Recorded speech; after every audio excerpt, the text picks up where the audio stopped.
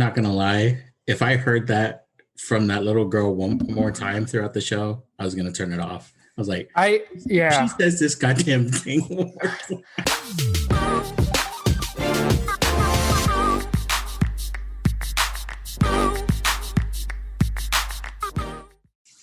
Hey all, welcome to Real Talk with Our Stories, Your Legacy. Today we are going to do something a little different. We're going to go away from the Rona series for an episode, and we're going to do something a little new, something we've been talking about for a while. We usually have a lot of discussion over things like this, and what I mean by this is TV shows. It is that time of the year. It is the spooky time of year. It is October, which means Halloween and scary stuff. Well, scary stuff all year round, but right now, more scary shows tend to come out. And in today's episode, we are going to be talking about The Haunting of Bly Manor, which is a continuation or season 2. I'm saying that in air quotes for those that cannot see the video. Season 2 from The Haunting of Hill House. This was 2 years after Hill House had come out, and it is one of those things that was very anticipated just because of the one, the spookiness factor, and then two, just the mind game that the show plays. So just a disclaimer real quick before we hop into this episode. If you are planning on watching The Haunting of Bly Manor and you don't want to get spoiled, don't listen to this episode yet. Just because we're going to be talking about the the series. We're going to be talking about all the episodes and what happens, and then have kind of unanswered questions that we might have for one another, and what our thoughts are on those. So if you haven't seen it and you want to see it, go away from this podcast right now and just don't listen to it this week. If you don't care about spoilers or you've already seen it, please join us. Send us some questions at the end of this, and maybe we can have a discussion with you as well. Before we start, as always, we're going to go around the table, kind of see who we have today for this little discussion. Steven, how are you doing? I'm doing good, man. I'm excited to talk about this show. We had one of my days off from doing anything, had to binge watch it just to catch up with you guys. But I think I got a lot to say. Cool. Yeah. It's a good one. Niko, how are you doing today? Pretty good. Thanks, bro. Yeah, just like Steven said, I'm excited to talk about this. Those that know me know that I'm really into scary horror movies, shows. So I binge watched this as well. Took 2 days, but it was really fun to watch, and a lot of twists and turns. So there's a lot to talk about.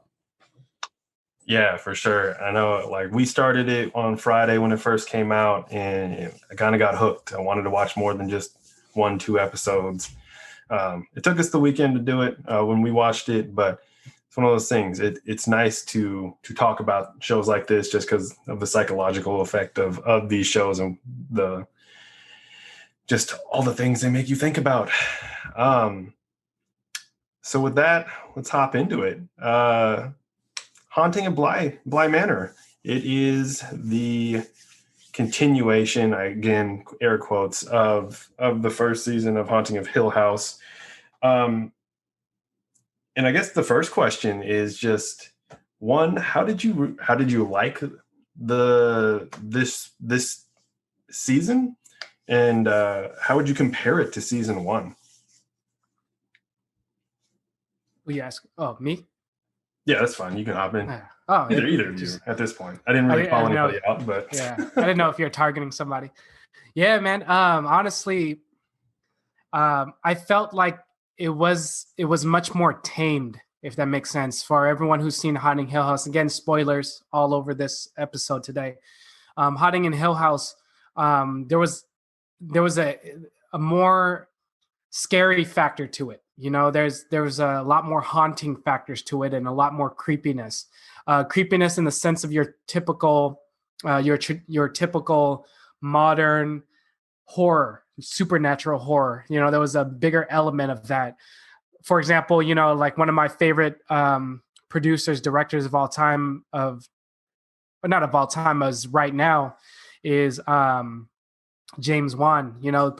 Director, producer, writer of like what is it? The Annabelle series. What is it? The Nun, Conjuring. Even what's that other one? The one where they kind of like astral plane. What was it? I forgot what it's called. But anyways, he's a big kind of like modern day supernatural spooky type writer, and that's what it provided. It had that kind of creepiness. I mean, the bent neck lady. Come on, man. That's like the visuals right there is incredibly creepy. This one was a little more tame. Like you expected that, but you felt like it had this kind of more enclosed storyline where, just like the characters in Haunting in Hill House, it was more diverse. So the world was a little more open. Where in this one, it was all encompassing to this smaller world, smaller tale. Like it made it feel more intimate. So it was one of those things where I felt like that's what I mean by it's more tamed.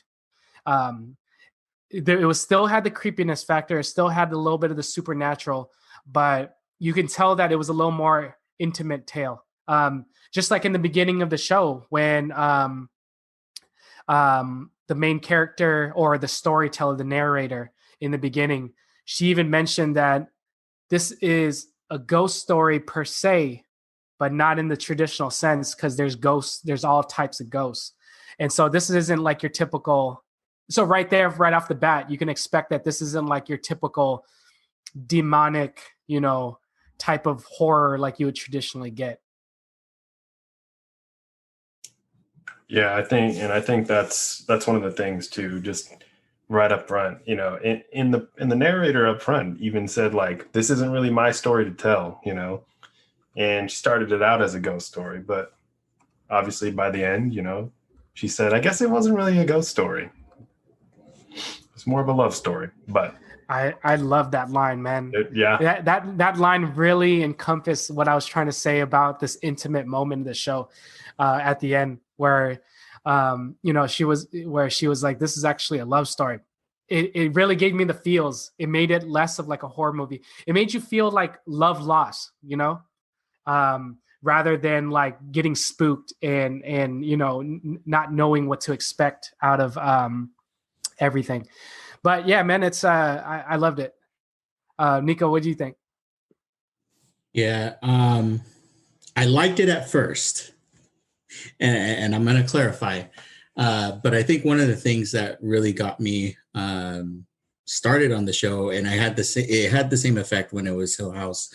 But the way she started it, I really appreciate that they started at the end. Basically like when the kids were all older and things like that, and then went back in time and told everything. So I really appreciated sort of like the backstory and all that. I do agree that the suspense and the scare factors were on point during this one, as they were with Hill House. So those were really good. The jump scares and everything.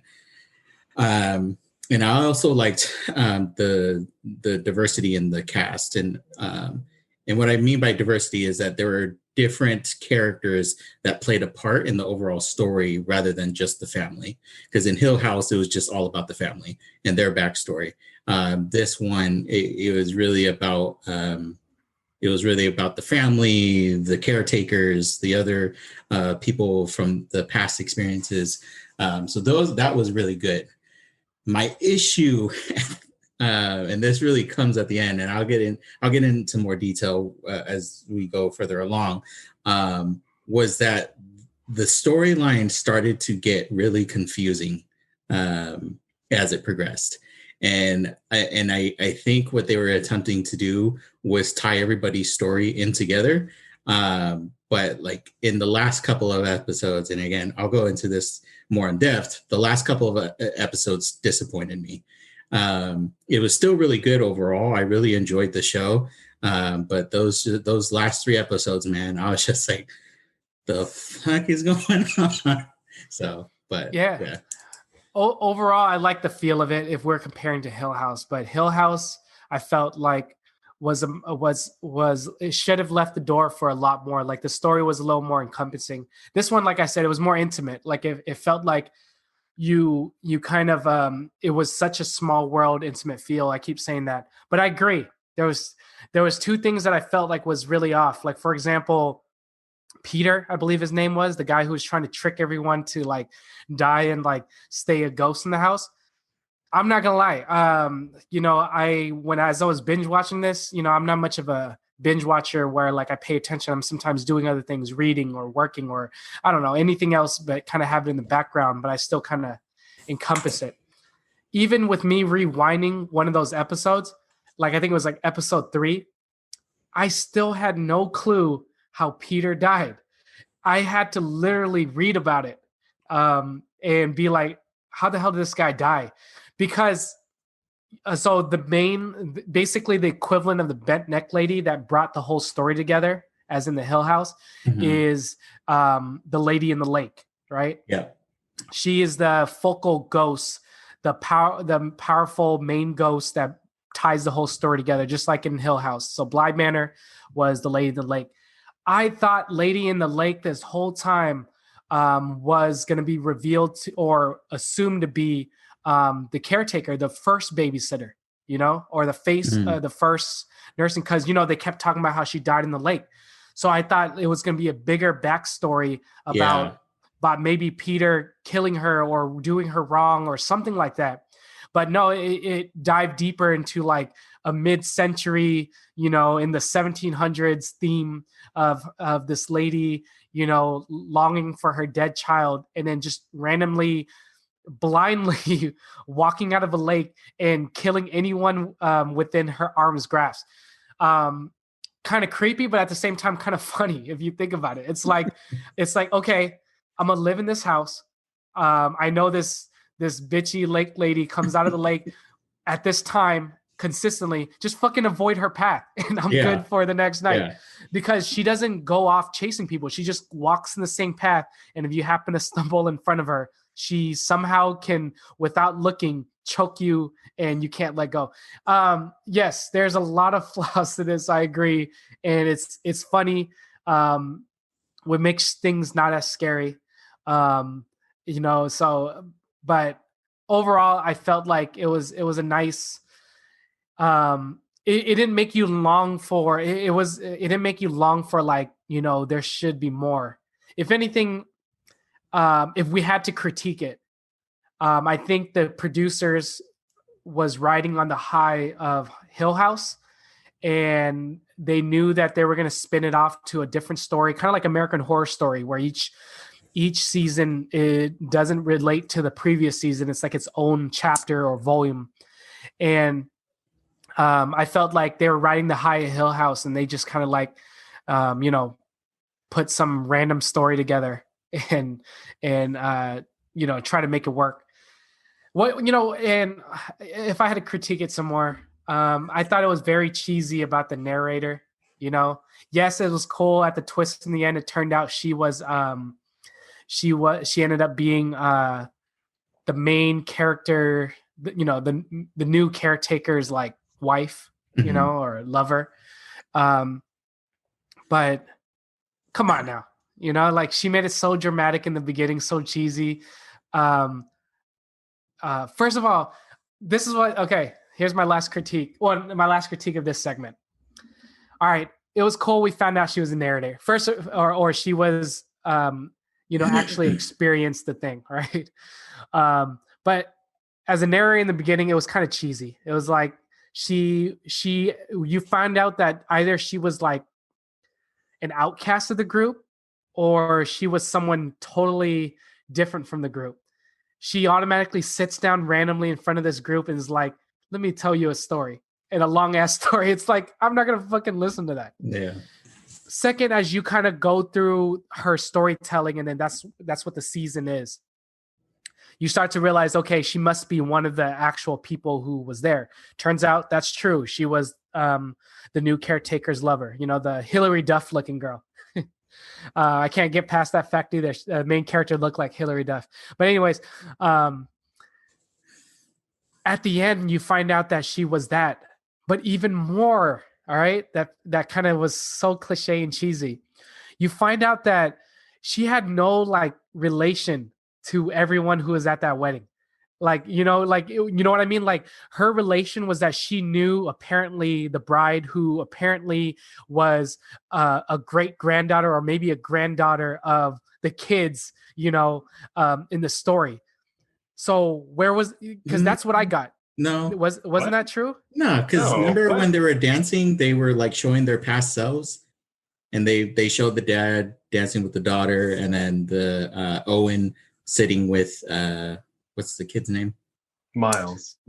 Yeah. So was Owen the guy who was giving the speech in the beginning? Yeah. Yeah. He was the one giving the speech, and he was but they all said that they were all family friends. Yeah. Right. But what threw me off at the end was like they acted as if they didn't know each other. Maybe I missed. Yeah. But that was part of the pact they made when they got back to America, or when they made it back to America, and everyone went to America. Is that when Owen opened his restaurant in America, they all met there. So like Danny, Jamie, Owen, and whoever else showed up there. But they were all just like, it's weird because the kids have no recollection. Right. I remember anything that happened, but we feel like it was one of those things that are like, how do they not remember? Shouldn't tell them, but we won't tell them. Gotcha. So like they all know each other, and like the kids only remember the fact that they were at this manor during the summer, but they don't remember any of the details, which is one of my unanswered questions. Right. For later, but yeah. Well, okay, so that explains it. So that's why we're having this discussion. Yeah, because at first I totally missed that detail then, because I was like, this is fucking cheesy. Like just the ending. I mean, it still ended really well. I thought it was such a great twist on what would have typically been like a supernatural horror type series, but it was good. Not as good as Hill House, but I thought it was good. But yes, going to what Niko was saying, there's it kind of derailed a little bit where I think it tried to go too deep and missed the point. Yeah, and in both of these shows were obviously based on books. So Bly Manor was actually based on was it The Turn of the Screw, which is a book about possession, essentially. So the book is about who we find out to be Viola and her sister, and then the guy that she married, who ended up anyways. So that part of the story was actually the book. So they built a story around the book, essentially. Gotcha. So that backstory of like however many ages ago, that was the actual like what the show was based on, was that book. One side note, did you guys know that the house was actually modeled after a house in Lakewood? Yeah. That's crazy. No, I didn't know. Yeah, that was one of my questions. Oh, sorry. No, you good. That's what we're saying. I just wrote down a lot of questions. I was like, it's based off of one of the I say mansion / castles out in Lakewood. AKA, we should go look at it. I know, right? Shit, we're gonna get trapped in there, man. And the lady in the lake's gonna choke me out. Just stay out of her path. They rent out the space for like for weddings and events and stuff. Really? Oh, yeah, nice. because it's an actual manor. I looked it up when I heard that it was based on the one in Lakewood, and I'm like, I've run by that place. What the heck? Lakewood, Washington, for our listeners. Yeah. So did they model it after it, or did they actually like filmed it there? No, they just modeled it after that house. So they really liked the look of that house. It's right on American Lake in Lakewood. Yeah. and they recreated the set to look just like that house. Well, the entrance, the foyer, where you walk in and then it's the big grand staircase that breaks off into a Y. Wasn't that the same as like in Haunting in Hill House? Like, didn't they use that same foyer? I think the staircase was in the corner. Was that? Yeah. So in Bly Manor, I think there was two staircases that went up, right? I think Bly so. Manor, Yeah. on both sides. I think Hill House was straight up the middle and then split off. No. Bly Manor was straight up the middle and then split. Was it? I think so. No. Yeah, I think you might be right. Okay. Yeah, Niko's looking it up, but it had a familiarity to the Hill House though, so it was,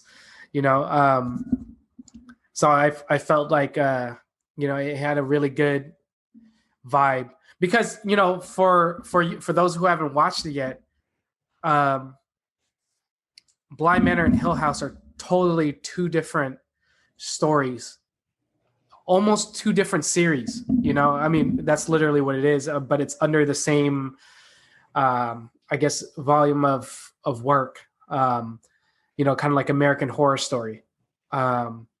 So I would say for the critics, you would be very disappointed that you wouldn't get a connection to the Hill House. You wouldn't get to see your beloved characters that you liked from the Hill House with this one. This one's like a completely different tale.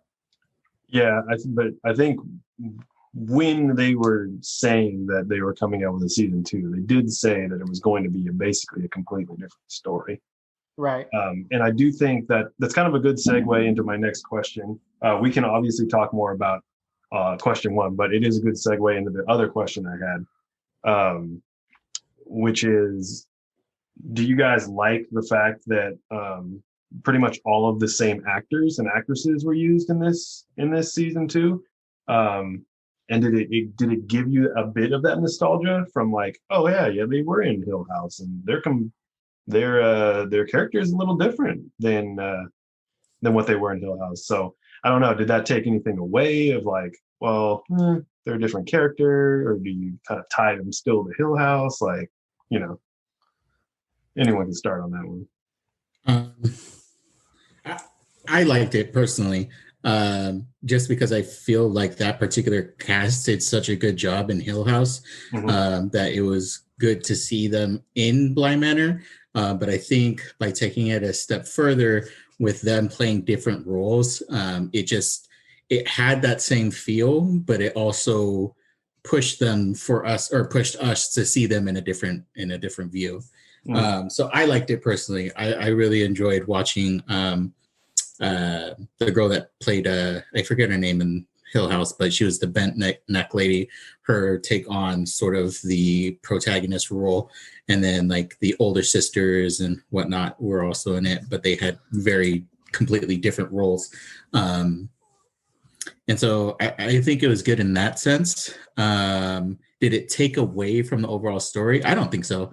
I think aside from how I feel about the last 3 episodes, I think the cast still did a phenomenal job in the characters that they played. Especially, Why didn't you like the last 3 episodes? Not for the acting. I didn't like the last 3 episodes because the storyline was confusing. Yeah. Well, what was confusing? So, all right. Well, I guess I can get into it now. But the reason why it was confusing to me is, one, I felt like they kind of just jumped into everybody's backstory. And like each like half episode or a full episode in Hannah's case took up like explaining what her backstory is, why she was there, and how she died, which was great, but it just didn't make sense in the greater storyline or the plot. Like it didn't have anything to do with the house. It didn't have anything to do with the lady in the lake. She just was a character that was there and that died. And I also, side notes, I also felt like Owen should have had a bigger role or should have had a bigger storyline in that. And he just never got it. But I also think for the last 3 episodes in particular, like they kind of rushed everybody's backstory.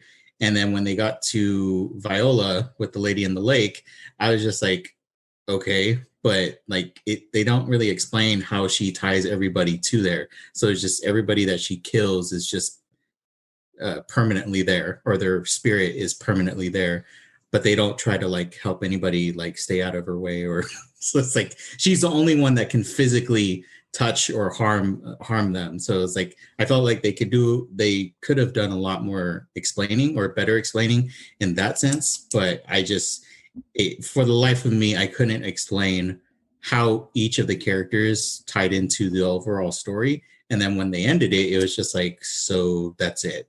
She took the Lady of the Lake's place, and then everybody else went on with their life.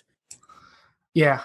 I could see where that's pretty cheesy. I mean, this is open for discussion. I mean, we can talk about this too. I have to say first, though, after you explain that, going back to the original question, what? First of all, I had no clue that the original actors from Hill House was in this Bly Manor. I really didn't. I really didn't. Literally every other character was. Yeah, bro. I really did not know that. I mean, the narrator in the beginning and the end, the old lady who's narrating this whole thing, she did look familiar. Who was she again? She was the sister. That's right. She was the one who cleans up the bodies, the morticianist, right? Yeah. That's why she looked familiar. All right, let's while we're spoiling everything. Now that you mentioned that the Hilary Duff looking protagonist is the Bent Nick lady who was the little sister in the Hill House, that makes so much sense now. I was like, it does look familiar. But and then who was Peter? Peter was the brother, the crackhead. Yeah, the guy that was a drug addict. The drug addict? Wow, not crackhead, drug addict. Yeah. But and who else was in there? Viola she played Theo in Hill House. Oh, wow. And the dad too. And the dad was the dad. Danny played the dad in Hill House. What about Steven, the big older brother who wrote the story? He wasn't in there. Was he in? Yeah, I don't think he was. Yeah. You know what's crazy? All right. First of all, I completely missed that. I don't think I'm the only one. But that's pretty crazy though. Now that you mentioned that, how crazy would it be if Bly Manor in this universe of haunting houses is just another story that Steven created? Because remember, Steven in the Hill House, he wrote Hill House, even though it was a real life tale, but it was happening realistically. And since he's not in Bly Manor, what if it was just like another novella? Because I feel like it's a novella. And if you guys don't know the definition between not you guys, but like listeners, between a novel and novella is typically a shorter story. And season 2, the Bly Manor definitely felt like a more shorter stories. That's why I'm going back to my typical word again of the day for this podcast. It's intimate.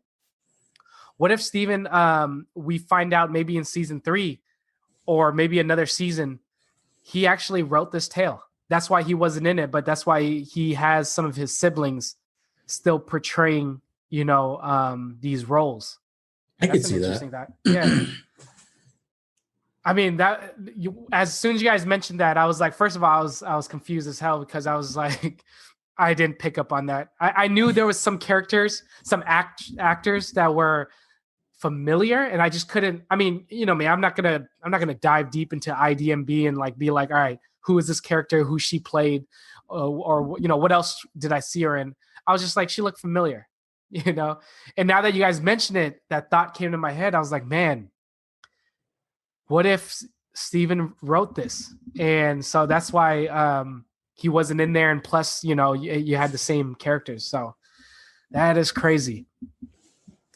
But I don't know. That was mind blowing to me. That makes me kind of appreciate it a little more. Well, now that you know, how do you like? Did you enjoy watching the same characters, or Um, do you feel they like were it would have good. been different? Um, I don't think it mattered, to be honest. It was good either way in terms of the acting. Um, I feel you on your critique of the entire show in general. You know, the series in general, of season 2, because yeah, it felt like it was rushed at some parts, but at the same time, I felt like they still were able to pull it together. You know. Yeah, I Um, think the one thing that I wanted to mention that kind of, I don't know, it maybe ruined it for me in that episode. That's why I said the last three. But I felt they took the the antagonist away from the plot with like revealing the Lady of the Lake, because like this whole time, like you didn't know who the kids were talking about. All you knew was they were scared of some lady that was walking around the house. You didn't see her face. You didn't see anything. It's just like everybody was scared of her. So it was like this mhm. unknown force that everybody knew would fuck you up if you saw it or if she caught you.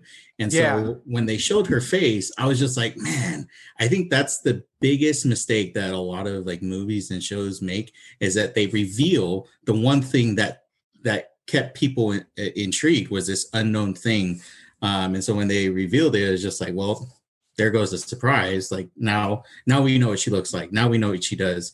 And it like that mystery and that suspense kind of went away. So for me, I was just like, well, I mean, now that I've seen her, I'm just like, I'm not scared anymore. I don't know how you guys felt, but It was, to me, yeah, it really took a turn for the worse, because I really thought the mystery from the first couple episodes was, Lady in the Lake was, I forgot her name, the first caretaker, the first nanny, Rebecca. right? oh yeah, Rebecca. Yeah, Rebecca. I really thought it was her this whole time. So when there was that episode where Peter was yelling at the kids in the hallway or telling them to go back to bed, it was, which later revealed it was the night that he was stealing. And then all of a sudden the Lady of the Lake comes out of nowhere from the bedroom and just chokes him, and then like walks him around the corner and then walks him back down the stairs. And then as they're walking him down the stairs, he's there again and the kids can still see him. And so I was like, okay, I'm so fucking confused. Like, is he dead or is he not? Or is he dreaming, or like, what is going on? Like, is he envisioning his soul being ripped from his body? Like, what the hell is going on? Like at that point was when everything, I would say in your words, Niko, fell apart in this show. Like the air of mystery and everything just went apart, because it was like, what the hell just happened? I'm so confused now. Not that what the hell happened, like, oh my God, that was a mind-blowing twist. It was more of like, what the hell just happened? I'm so confused. And it really dipped after that. You're right. The show really dipped, because for me, I felt like it would have made such a much better premise storyline if they played off the idea that Peter somehow did Rebecca wrong and murdered her, and she was now haunting the house. But for it to like have that, let's call it for what it is, the Viola episode or whatever, when it went back into like the 1700s, let's call it for what it is. You have to admit, like at least 50% 60% of that episode was filler, right? Because it was like they threw in a whole ass episode where you're just like, all right, what the hell is going on? Like, why are they showing this? And then it makes sense at the end that she's the Lady of the Lake, but it was like, it felt forced. Like they felt forced to create a plot line that I felt like they could have made it better. You have to admit, this was a very short season. Like, what is it? Like, what, like 8 episodes, 9 episodes, right? Where compared to the original Haunting Hill House, what was it, like 12? I don't know, 13, double digits. So you got to admit that they really forced the plot on us, and like, just made it really like in your face. That's why I like to think if there was a twist coming in season 3 or something, where Steven, the older brother who was in Haunting in Hill House, he was a writer and he wrote Hill House, while it was happening to his family. I felt like he wrote this tale, you know. Because remember, because you guys remember, I think I vaguely remember. So correct me if I'm wrong, but remember, he couldn't write another horror novel, or he lost the inspiration to write.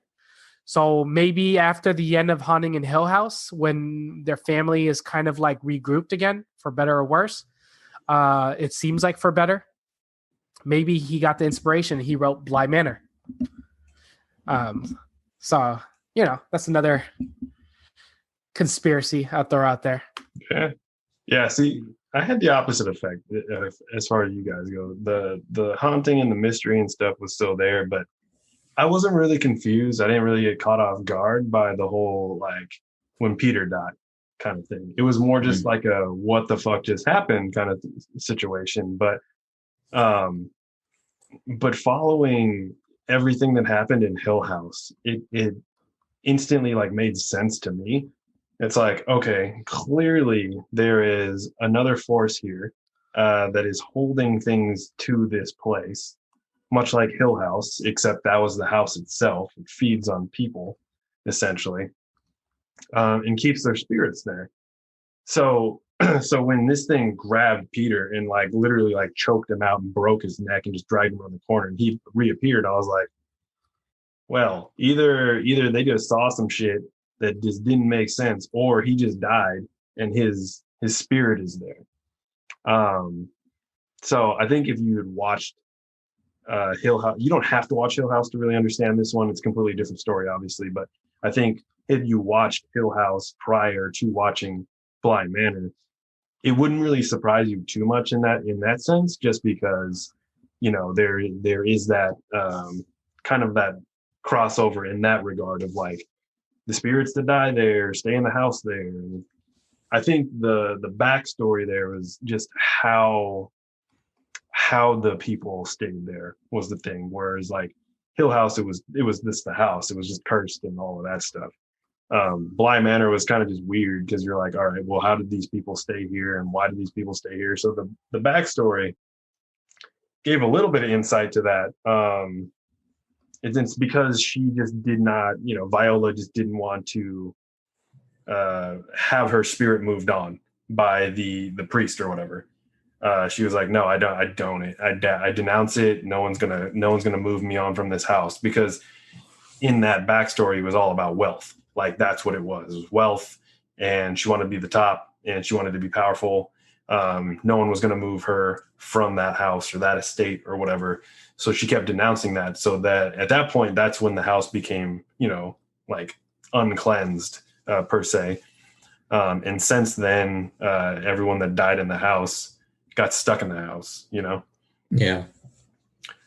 So it wasn't too confusing on that. Like how I saw it, it wasn't too confusing. I appreciated the backstory as much as, there is criticism there too. It was a little rushed, I feel like, in those last few episodes. But again, I don't know what the budget was on that. I don't know if they were only budgeted for 9 episodes, but yeah, it was rushed. But I think it did come together at the end, albeit a little rushed. I would say that definitely different from the first, and then it didn't come together as neatly and as drawn out. But I still think it came together. And I think it still had that kind of like that mesmerizing kind of like tone, and it really grabbed your attention, even though it kind of was confusing at points. I think the biggest confusion to me was like the last episode anyways. Closure there was closure. It was clear closure, but there was still confusion. But I think how so? Huh? How so?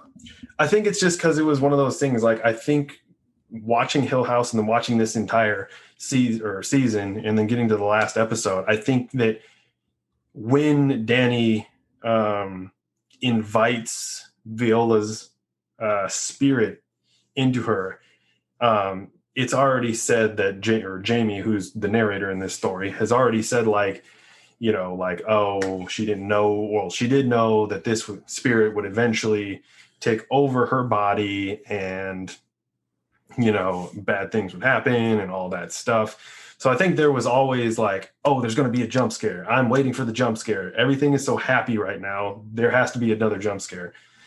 But there wasn't really that big of a jump scare. I think the last episode was supposed to be more of like a feel good type of thing. Granted, Danny unfortunately dies, obviously, spoiler again. But her dying at the end there is like kind of expected just because she invited her. But I don't know. I think they were trying to go so feel good that it just kind of was like, whoop. I'm like, I don't know. Right. Did you another cheesy part is the little magical saying, what is it like? You, me, you and us. me, and we're in us. Yeah. All right, that is really cheesy, especially how the main character just felt like saying it was the way to save the little girl at the end. Yeah, whatever. Great little cliche thing. Well, she learned that from Rebecca and Peter. Yeah, but come on, man. It was cheesy. There had to be, for the child, man. Understood, but for her, right? for her to like, you know what? That story evoked me, and I'm gonna remember that phrase for that exact moment when I'm stressed to save the kid. Saving the kid wasn't the cheesy part. It was her saying like, "Oh, I'm gonna use that tagline or that magical phrase to stop the lady in the lake." You know that phrase, that I am you, you and me, we're us, whatever. Like, come on, man, that was cheesy. Like, yeah. But if you go back to it, that's the premise of the entire series, though. Right, understood. Because she said that to her. The first time we hear that, I think it's when Viola says that to her baby. Yeah, or something like that. Yeah, but you remember the main character, Hilary Duff or whatever her name is. She specifically said, or the narrator said to herself, explain, in that moment when she saw the lady in the lake was going to take the girl into the water, the little girl into the water, she didn't know what overcame her. She just felt like she had nothing left to do except say that phrase. And I don't know, it was just cheesy to me. It's like okay, it wasn't realistic, which now that you guys mentioned to me that there's same actors and actresses from Hill House, it's making me think that this is a Stevens novel, that he wrote this. And I feel like with the success of the show, there is going to be season 3, season 4. And I feel like in the universe of things, I think the brother Steven in Hill House created this story because it's kind of cheesy. You know what I mean? But I mean, I get the love and the fairy tale-ness of it. I do get how she recalled that saying, and that was a saying that saved the little girl. But come on, it's cheesy. Yeah. Like she, like before getting to that, I don't know, maybe you could have tried a couple shovels to the lady in the lake's head, to try to free the girl. It's just a weird spell. Because think about it. In the backstory of Viola, she wasn't really, she wasn't really like cursed, or whatnot. I mean, they didn't really. I mean, correct me if I'm wrong. They didn't really explain. They said as ghosts, her energy was so unforgiving, was why she was a ghost in Bly Manor. I get it, but it was. I mean, it's not. I feel like it could have, going back to Niko's point again. It felt rushed in terms of describing the overall power. Well, I think. What are you guys' thoughts? Well, that's the thing. In that backstory, though, it explained that she wanted power. Like, that was her way of having power. It was like marrying this guy. And that, I mean, if you go back and watch that one episode, like they talk about like the power struggle and how women didn't have power at the day, and right, and it was like they didn't have a male figure in there, so it was two females. So in order to get power, they had to marry to keep the power, but they wanted to have the ultimate power. They didn't want to relinquish it to, whoever it might have been, which in this case, Arthur or whatever his name was. their cousin of royalty. Yeah. Right. But they wanted to keep that power. So she was just power hungry already. And then when she was like, when obviously she had a disease, she was going to die. But when they were like, oh, we have to move your spirit on from this place once you die. And she's like, no, I want to be here. So that was kind of her way of doing the power. And then that part of being betrayed, the betrayal in there as well, also brought more power to it, to that like darkness or that whatever they call it, the vacuum effect of whatever. There was so much just betrayal and hate there that that it just kind of powered it, even more so. I forgot about that. I forgot that she I think that's probably something that they could have emphasized on, because I forgot she denounced repeating the words. So that's probably why her spirit just never moved on, is because she didn't say those words or whatever ritual they were trying to get her to do.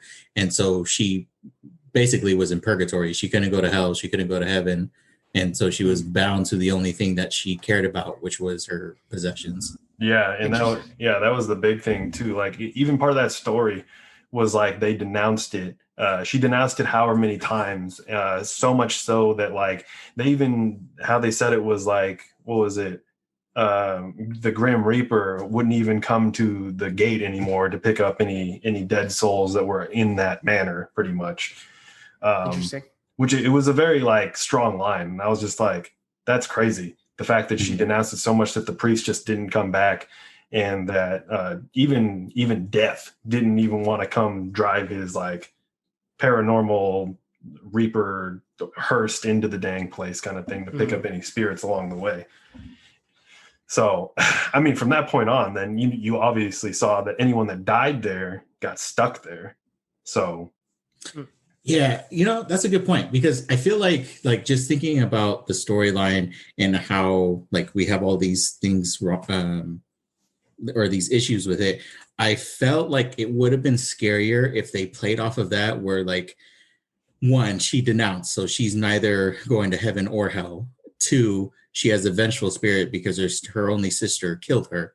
And so I felt like, to make it scarier, instead of having her be this mindless, faceless thing that just walks around, just being this vengeful spirit that would like kill anybody that would enter that house, or kill anybody that would try to get close to the children.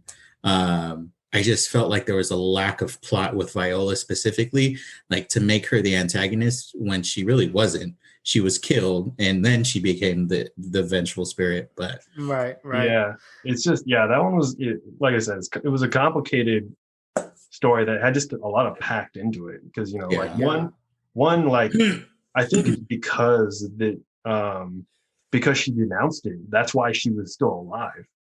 Like she far surpassed her like life expectancy of that disease, and I think that's partially because she denounced it in moving her spirit on. But then when her sister killed her, that was one betrayal right there. But she had accepted it, and that's the thing. She accepted her death until her sister betrayed her again and tried to sell her possessions, and then that's when she came out of the trunk. And that's when she killed her sister, obviously, was when she opened the trunk, because she got pissed off, because like obviously she was like, okay, I'm trapped in this trunk because I hadn't moved on. Had her sister not opened the damn trunk, and it was her daughter that finally opened it, Isabel or whatever her name was, everything would have been fine. She would have just been happy. The spirit would have moved on. But because it was her sister, pissed her off, and then it got out. And then the big thing was the other betrayal then of Arthur, her husband, and Isabel, her daughter, because they were what was it? They're they dumped the chest. Yeah, because they were just like what's the word I'm looking for here? You're talking about like grieving? No, not grieving. It's more just like they're oh god, what is the word? When someone believes in something, it's like superstitious. Yeah, superstitious. That's the word. Oh yeah, right. Because they were superstitious, and like they saw, obviously he saw was like, Well, she opened the trunk and her neck is snapped. That's weird. Right. I'm going to get rid of this. So they got rid of the trunk and just dumped it in that lake. Also, that lake is not that deep. How do you not search that lake a little bit more? Am I right? Right. Anyways. Right. So then they dumped the thing in the lake, and then she just sees them walk away. That's another question I want to know. What happened to Arthur and Isabel? They were kind of an integral part of that backstory and story. Right. Now, obviously, that's why she comes out of the lake every night. Like, you know, she wakes, she waits, she walks, and then she goes back to sleep, or whatever the tag was. She wakes, walks. So there's a lot of plot holes. I mean, you know, we'll dive into the first part is what is it about this when you die in the house, you're like stuck in a dreamlike state where you could go back to your original, like you're in purgatory here, but you're like eventually one of your memories or one of your worst memories come knocking, and then you get sucked in, like you're needing to answer the knocking, and then you find yourself in like a memory that plays over and over again. So what is the show trying to tell us? Like, is it trying to tell us that symbolically when you die and you're stuck in purgatory, like you had an unnatural death, do you go back to your most painful memory, or you know, like or you know, a memory you're choosing? Because you guys noticed that like everyone, they went back to their worst memory and they kept replaying it over and over again. What was that about? Yeah, that was also one of the confusing things, because like for Peter, it wasn't the worst memory. I think it was just because it was a memory in which he like I felt more like it was regret than like a worse memory. And then same for Becca, it was like the moment that they had the most regret. Was both of their memories. I think those are the only two that we saw went into a dream, right? Or the other ones? Yeah, I mean, even what's her name? The I don't know what her position was. The bald black lady. Oh, Viola. No.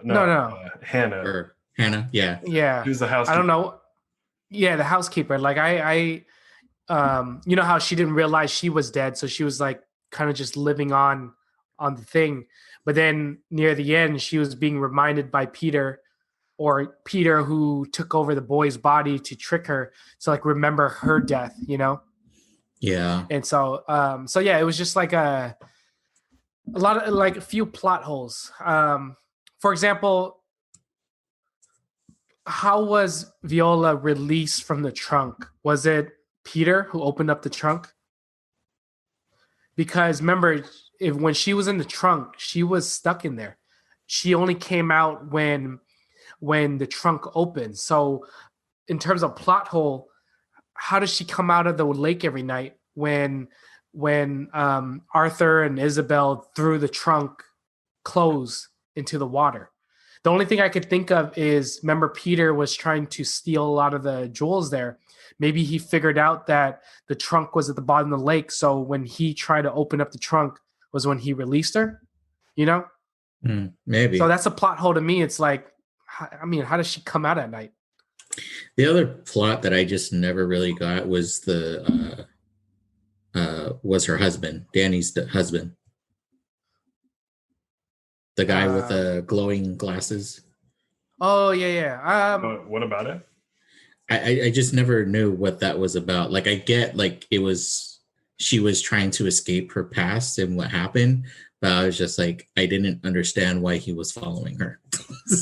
Is it because she had his glasses? But it was just yeah. I think that one also plays on the whole. I think that's the thing, is there was a deeper meaning to like the knocking and stuff, and like we saw that like it would take them back to moments, not necessarily like regrettable moments, but I think they were moments that that affected them, or like something that they could learn from. And I think how I worded it when I had this discussion with Allie too, was like, I think it was more just like the show was really trying to like draw you into like a deeper like meditation on like how people live and grieve after loss kind of thing. So I think with hers is that there was a guilt thing because one, I think she knew that she was gay. I think she knew that she didn't like or not didn't like, but didn't love him in the way that he wanted to love her in marriage and everything. And I think that because she was kind of living that lie and she felt the pressure of his family, she feels so much guilt that they basically got engaged and didn't go through with it because then she had to tell him like, it's not how I feel about you and everything. And he died because they got in a fight over that and they broke up, and like, obviously there's guilt there because one, she let it go on far too long. And then two, the moment they broke up and got in a fight, he got really like upset about it, got right out of the car and got hit like almost instantly. And clearly like the lights in the glasses those are the headlights from the truck that hit him. So that was the last thing he saw, which is why they're in the glasses.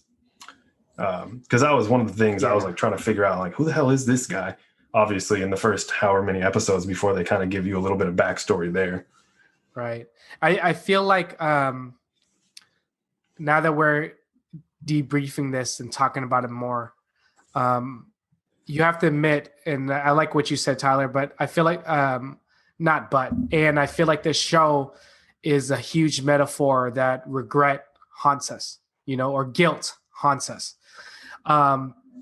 It kind of makes me think, what do you guys think about this? I think what was at the end of episode 2 or maybe episode 1, where she's at the property at night and she turns around at the end and sees her ex-fiance looking at her. And the episode ends when he gets sucked into the Bly Manor. You guys remember that? Mm-hmm. What if that was a metaphor, like all the guilt or regret that is haunting you when you come to Bly Manor? You guys mentioned that Lady in the Lake, she basically created a vacuum where she sucked and kept everyone in. What if like the show is a metaphor for like when you go to Bly Manor,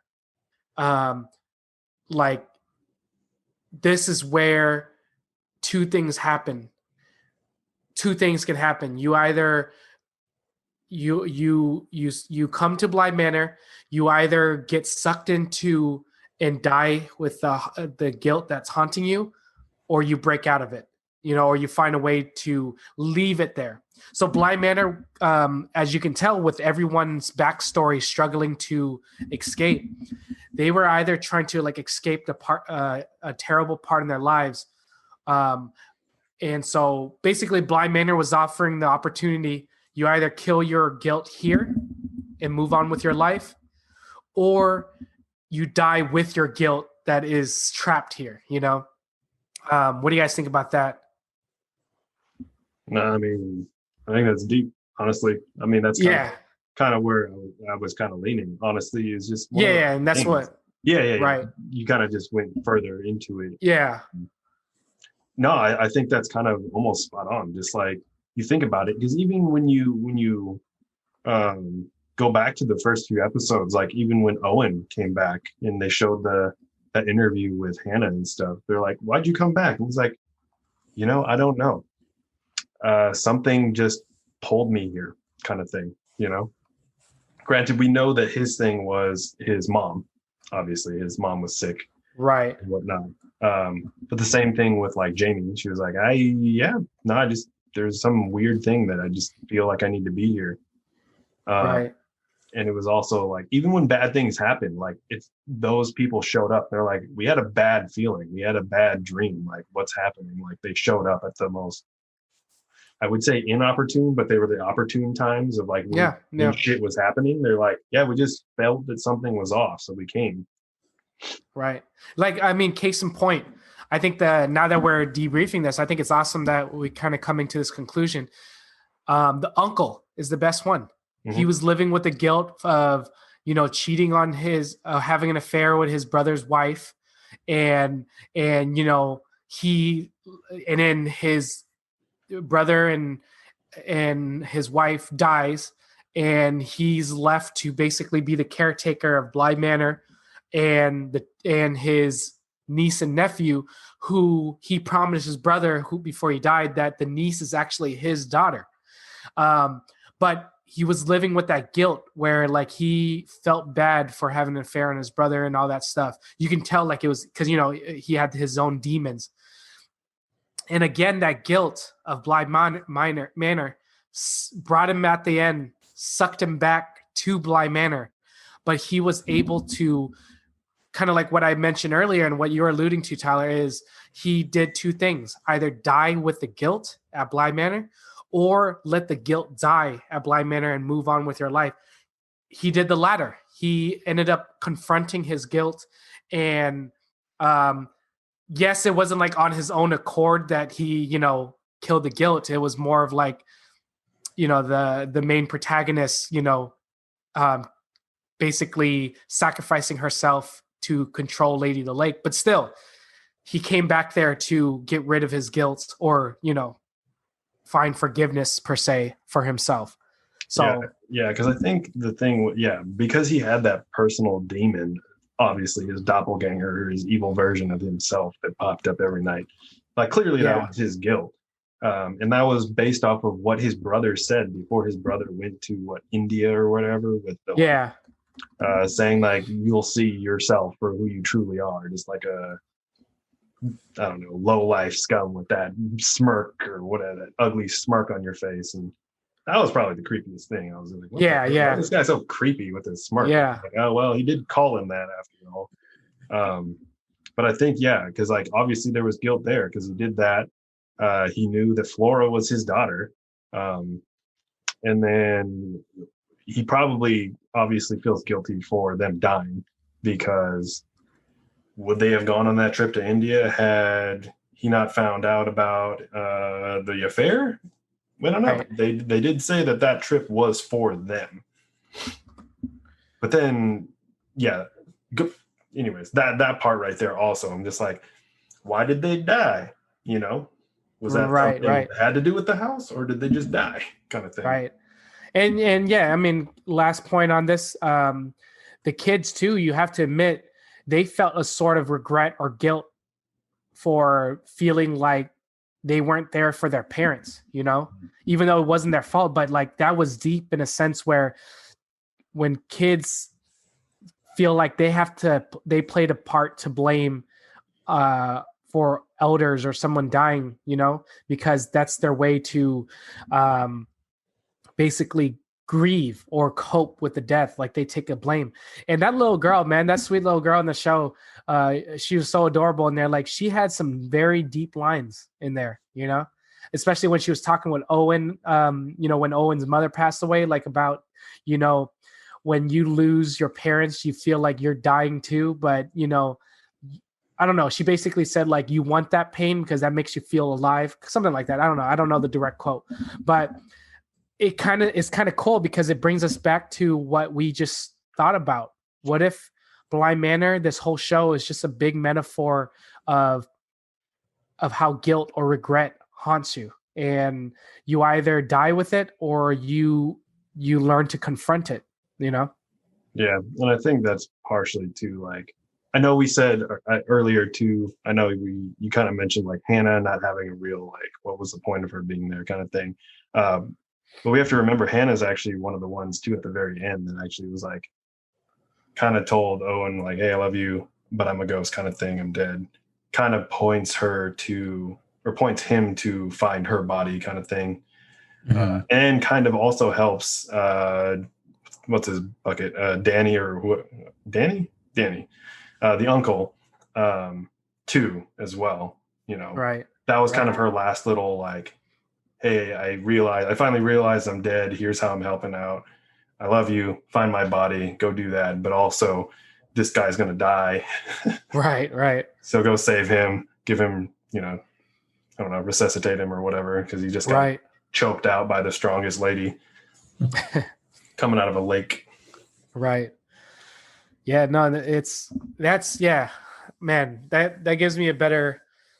I mean, that's why we're doing this. It gives us a good debrief to like really talk about like the poetic side of shows like this. Like it's not just a typical Michael Bay, action thriller where there's um nothing to digest except, it's just bang bang, killing and everything. Um there's an artistic element to this, and I think that's awesome. That at least for me, to recap on what I just watched, I thought it was awesome. Does that change anything for you, Niko, after what we just talked about? Gives Yeah. you I mean, yeah, it gives me something to think about. I mean, I definitely agree. I think just everybody's story, there was some kind of regret, like Owen not being with his mom more, or not being there when she died.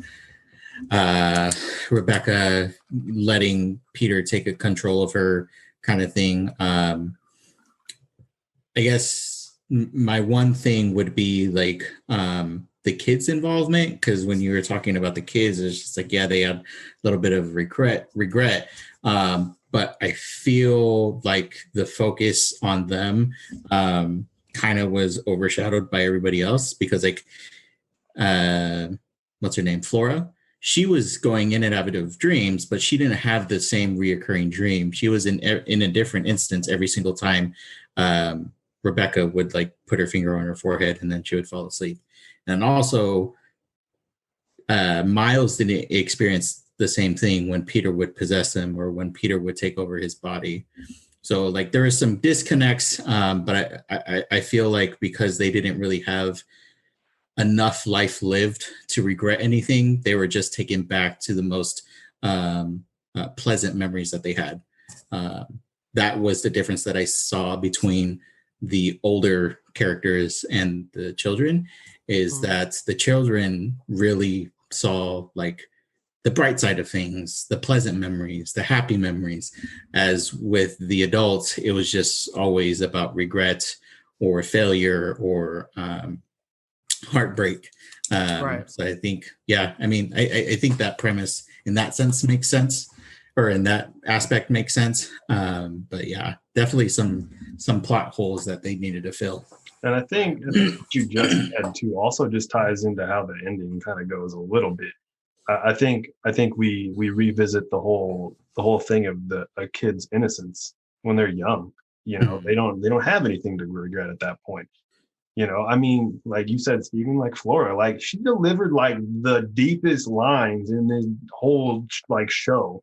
Yeah, I was just like, damn, what this girl is a philosopher, man. Like she's busting out like knowledge and just dropping it on these people.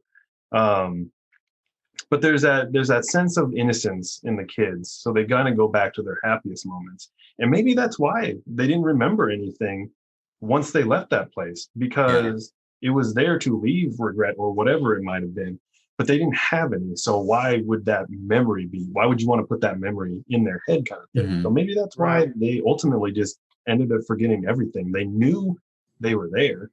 They knew there were people there. They don't remember any names, faces, whatever, though, Yeah, and because like the worst things that happened to them, they weren't conscious for. So like when Miles pushed Hannah, that wasn't Miles, that was Peter. When Flora was about to get drowned by the crazy bitch in the water, that wasn't Flora, that was Rebecca. Mm-hmm. And so I think with them possessing them kind of played a good part, because it took those memories away, or it blocked those memories from them retaining them. Yeah, and I just think it's it's a nice twist on things too. I mean, the craziest shit they saw was Peter dying to this ghost, Lady of the Lake. And that's why obviously the little talismans, that's why like all those made sense after a while. I'm like, okay, that makes way more sense, because I was like, these dolls are creepy, man. Yeah. But I was just like, and also, how are these things moving? Found that out later, but I was like, oh, it's to make sure that she knows where everyone is. So when that crazy bitch comes out the lake, that everyone's in the spot they should be in, so they don't die, kind of thing. but yeah, no, I think it's definitely a nice twist because like if you really think about it too, like compared to season one, you know, like we're looking at these kids were like traumatized, like they were just like haunted by everything that happened to them as kids. Whereas like this one, it's just, you know, full 180. And it's like, I don't remember anything that happened as a kid. I'm living a happy life now. I'm getting married. Yeah. Right. Yeah, no. So yeah, it's crazy. It's been a good discussion. There's just a couple things, couple unsolved questions or things that I had written down for this conversation. Some of them we already answered and kind of dove into. So we'll just kind of close it up with these last kind of few things. We can do a kind of a lightning kind of style if we want, or if you know the discussion goes a little bit deeper, that's fine too. Obviously, some of the questions pretty easy to answer. Like I know one of them that I initially wrote down was like, what happens to all the spirits now that the curse is broken or whatever?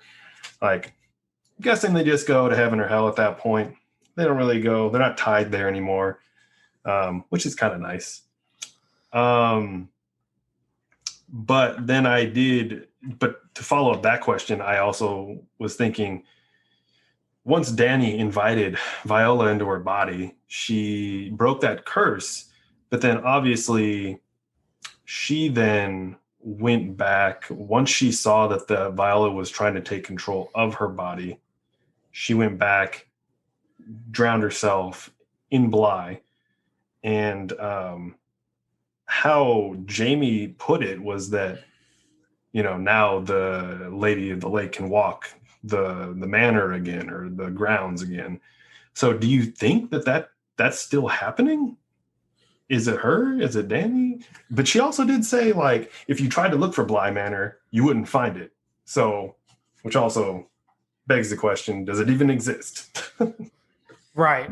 I feel like Danny, now we're talking about the Hilary Duff main character looking like, right? Yeah. Danny.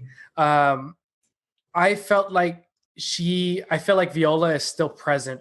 However, Danny is now more of the controller, the powerful one. Like she's in control now. Oh, by the way, side topic. You know how like they're saying like if the people become forgotten or something, their face starts like, you know, getting like losing the features of their face. I was so confused by that, but is it because the Lady in the Lake is like bringing them into the water and basically the water is like basically washing away, you know, their features in a way? Did No, you say? they're just starting to forget themselves. So as the Okay. years go on and people forget them, they forget themselves, they just start to lose all identity. Yeah. Yeah. I mean, yeah. yeah. Bottom line, to answer that first question, then I feel like it's still there, but Danny's in control, meaning like she's either doing an opposite of a vacuum now. She's, you know, like basically covering Bly Manor so people don't find it and fall into the fate.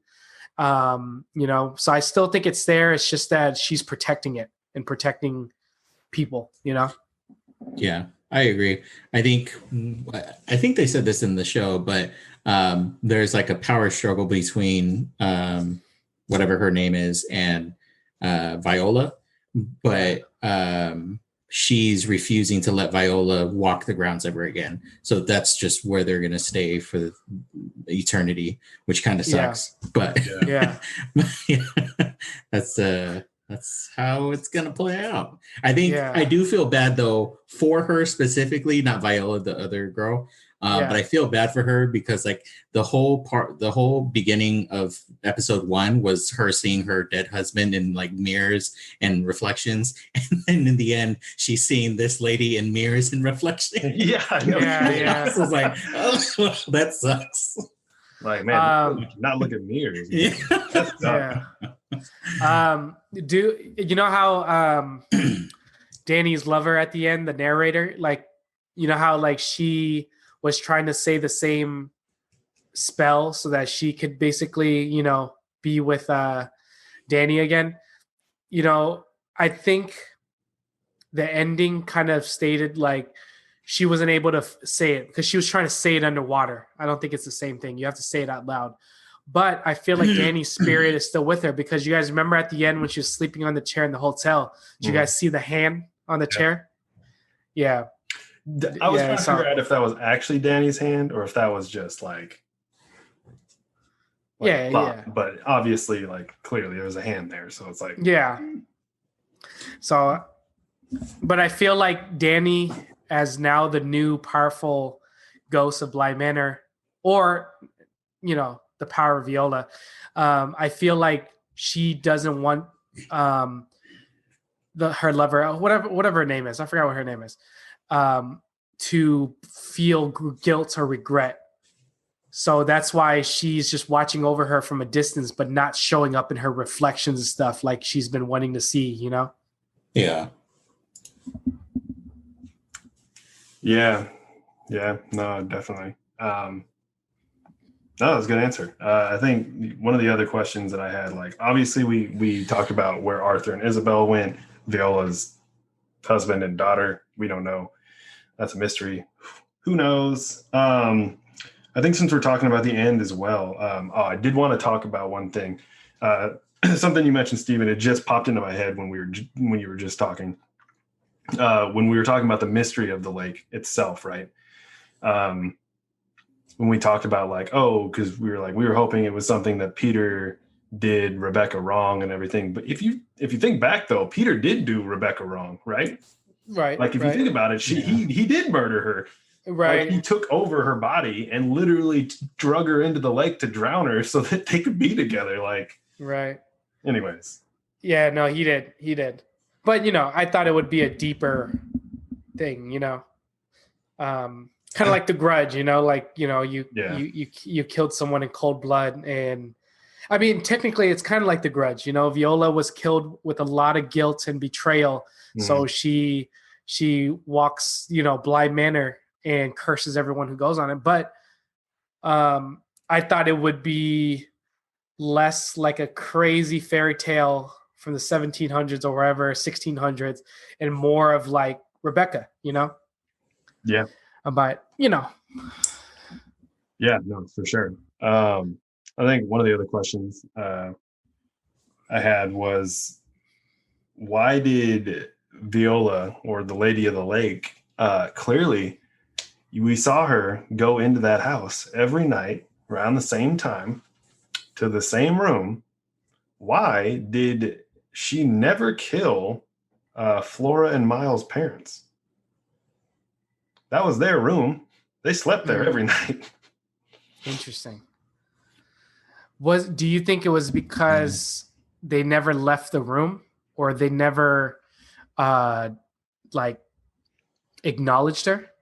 Maybe they were just so knocked out that they just never saw it. Even then, that would be creepy as hell, because then this figure just mysteriously walks in while you're sleeping, stands there and stares at you. Yeah. She leaves.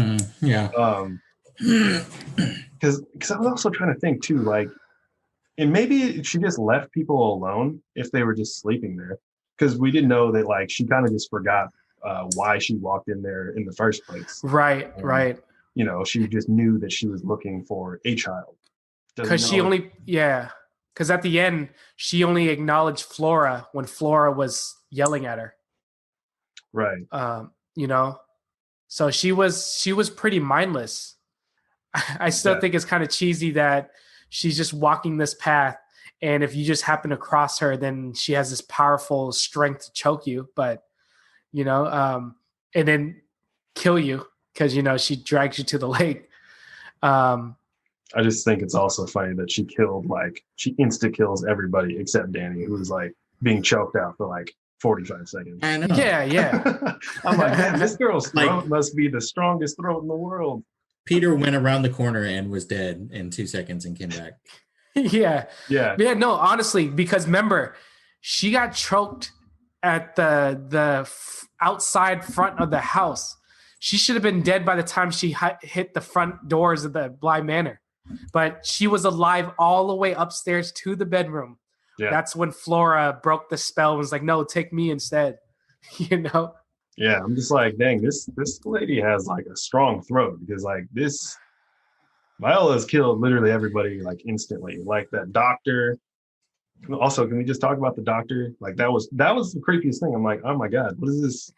This doctor looking ghost thingy is gonna kill somebody? Like, what is this? Oh yeah, Yeah. I wish. Yeah, I wish. See, that's the thing. What would have been good at the end is as she was like dragging or carrying Flora to the lake, and everybody was trying to stop her. Is if all of the ghosts banded together to like do something, because I feel like Yeah. that would have been a lot more impactful. Like Hannah, the doctor, I think it was the priest or something. Yeah, the priest. But you remember, they were still no match for Viola, though, the lady in the lake, because remember Hannah tried doing that and then she just got backhanded so hard and passed out, or something like that. You remember, like she tried helping and she just got backhand by the lady in the lake, and She went through her, yeah. Yeah, she went through her or something like that. But didn't she get like backhanded too or something, and she like passed out as a ghost? I don't know. All I know is that they were equally powerless, you know? Yeah. I know. It's just, it's definitely one of those things. I was like, why did she never kill the parents? That's a good question. Yeah. And honestly, like from everything we debriefed and talked about and all the metaphors, there's no explanation for that. Yeah. The only thing we could explain is like maybe they slept through it and didn't acknowledge her, you know? Maybe. My other thing is too, like, why did no one ever question the footprints? Yeah. Well, you know, like they thought it was Miles the whole time. They did, but then it's like, but every night, like this kid just sneaks out and does the same thing every night. There was also a big ass gap between when Viola and them were in the house to when Flora and Miles were in the house. Like, what happened to all those generations? Did nobody just live in that house for all that time? Well, didn't they say that? They said like it just sat empty until Flora and Miles' parents took over. Yeah. No, it's basically what they said it was used as like because no one moved in after everyone died. The guy, I think he sold the hospital. house. Yeah. The hospital was the latest. Yeah. It became like because the plague hit and then everyone went there for the plague or whatever. Maybe that's why she didn't kill them, because they were already going to die anyways. So, yeah. Who knows? Yeah. No, I know. That,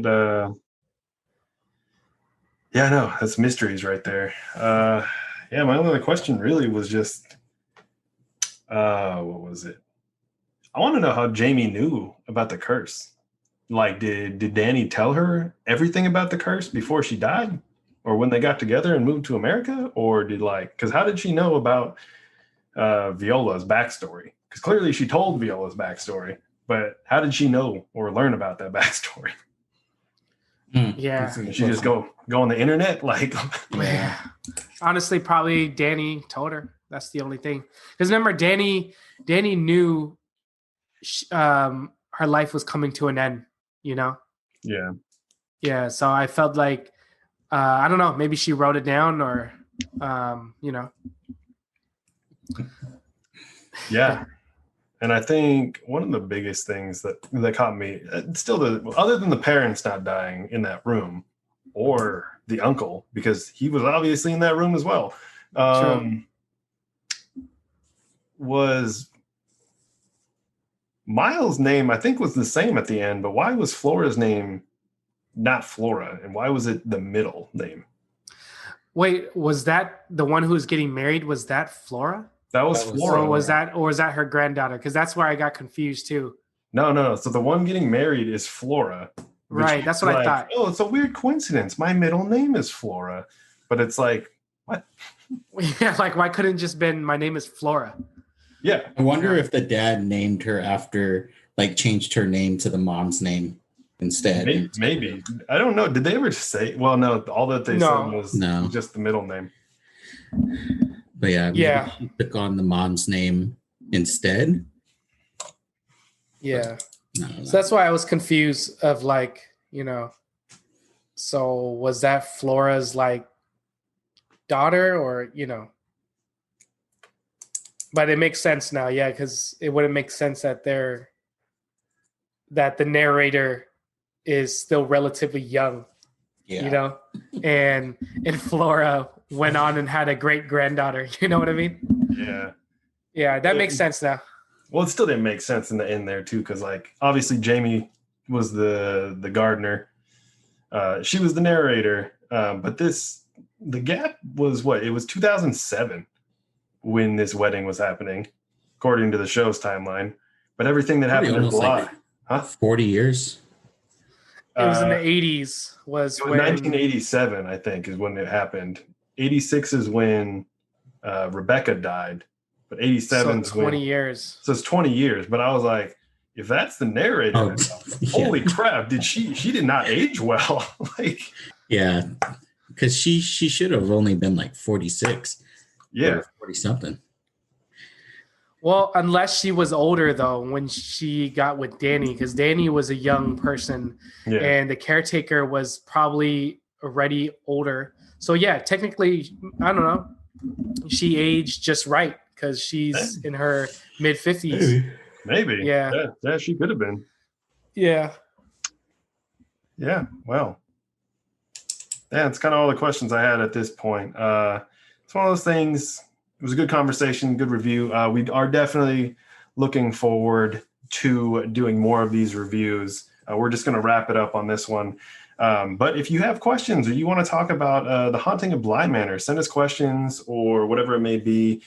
Think about some stuff. Hopefully our conversation sparked some things. But if you have your own conspiracy theory that you want to share with us, shoot it our way. Obviously, this is something that we want to continue doing with other shows. If you guys have other shows you guys recommend, please send those as well. We just want to thank, again, Steven here, Niko, for hopping on this call with us tonight. And yeah, just let us know if you want to have any tips or anything like that. This episode was perfectly splendid, and we will catch you on the next one.